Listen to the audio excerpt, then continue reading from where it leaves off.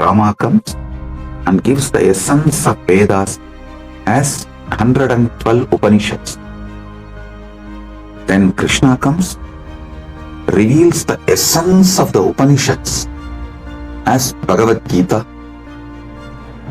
Then Paramashiva ordains Brahma to take birth as Manu, Vishnu to take birth as Vyasa, and establish the Dharma for this age. Then Brahma comes as Manu, gives Manuvadi Dharma Shastra, the Manusmriti. Vishnu comes as Vyasa, gives an amazing book of books called Brahma Sutra.